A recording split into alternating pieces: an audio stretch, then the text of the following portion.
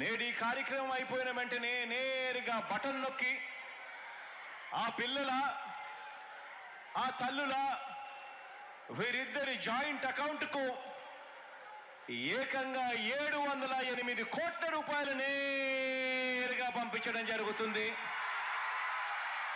ఈ కార్యక్రమం అయిపోయిన వెంటనే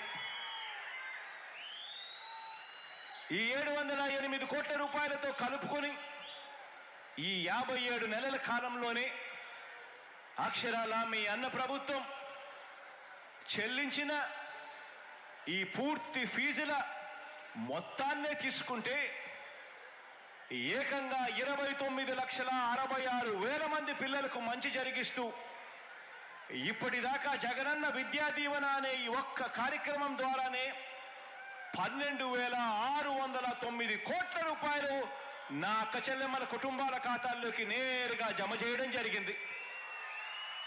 ఆ తల్లుల ఖాతాల్లోకి నేరుగా జమ చేయడం జరిగింది.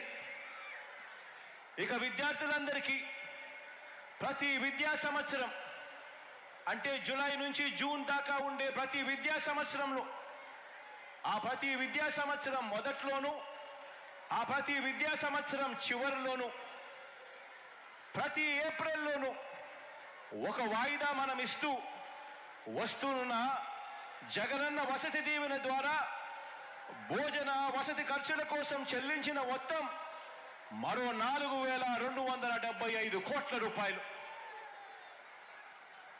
ఈ ఏప్రిల్లో అంటే రేపు నెల ఏప్రిల్లో వసతి దీవెన కింద విడుదల చేయనున్న మరో 1,100 కోట్ల రూపాయలు కూడా కలుపుకుంటే మనందరి ప్రభుత్వం విద్యా దీవెన వసతి దీవెన అనే ఈ 2 పథకాల మీద మాత్రమే పెట్టిన డబ్బు ఏకంగా 18,000 కోట్ల రూపాయలు అని చెప్పి కూడా చెప్పడానికి గర్వపడతా ఉన్నా. ఇలా కేవలం పెద్ద చదువులు చదువుతా ఉన్న పిల్లలు బాగుపడాలి, ఆ కుటుంబాలు బాగుపడాలి, ఆ పిల్లలకు మంచి జరగాలి, ఆ కుటుంబాలకు మంచి జరగాలి అని ప్రతి అడుగు కూడా వేస్తూ వచ్చాం. ఈరోజు ఇలా మనందరి ప్రభుత్వం ప్రతి స్థాయిలోనూ కూడా విద్యారంగంలో మార్పులు తీసుకొచ్చాం. ఎప్పుడూ చూడని విధంగా మార్పులు తీసుకొచ్చాం. ప్రాథమిక స్థాయి నుంచి పెద్ద చదువుల వరకు విద్యారంగంలో వివిధ పథకాల మీద ఈ 5 సంవత్సరాలు అంటే ఈ 57 నెలల కాలంలోనే ఏకంగా మనందరి ప్రభుత్వం చేసిన ఖర్చు కేవలం పథకాల మీదనే అక్షరాల 73,000 కోట్ల రూపాయలు ఖర్చు చేశాము అని కూడా చెప్పడానికి గర్వపడతా ఉన్నా. ఈ 73,000 కోట్లు గవర్నమెంట్ రంగంలో ఉన్న టీచర్లకు ఇచ్చే జీతాలు కాదు.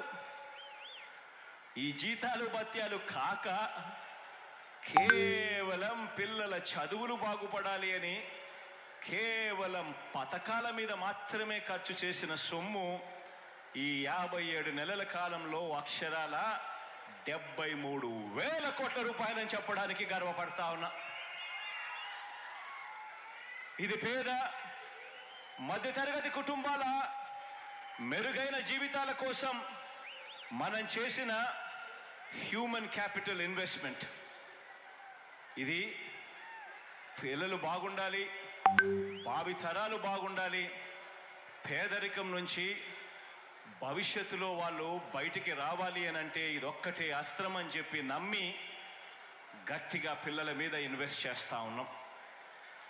పేద కుటుంబాల్లో ప్రతి పాప, పేద కుటుంబాల్లో ఉన్న ప్రతి బాబు గొప్ప చదువులతో, గొప్ప డిగ్రీలతో ఇంజనీర్లుగాను, కలెక్టర్లుగాను, డాక్టర్లుగాను, పెద్ద పెద్ద కంపెనీలలో సీఈఓలుగాను వారంతా పెద్ద పెద్ద ఉద్యోగాలు చేయాలని ఆ కుటుంబాల తలరాతలన్నీ కూడా మారాలని, భవిష్యత్ ఆ కుటుంబాలకు బాగుండాలని అడుగులు వేస్తూ వచ్చాము ఈ 57 నెలల కాలంలో.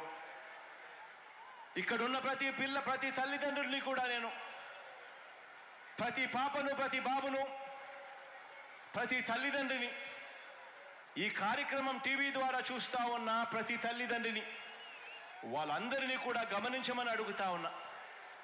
ఈ 57 నెలల కాలంగా మన విద్యా విధానంలో ఈ 57 నెలల్లో మీ అన్న ప్రభుత్వం ఎలాంటి మార్పులు చేసిందో, దానివల్ల ఎలాంటి ఫలితాలు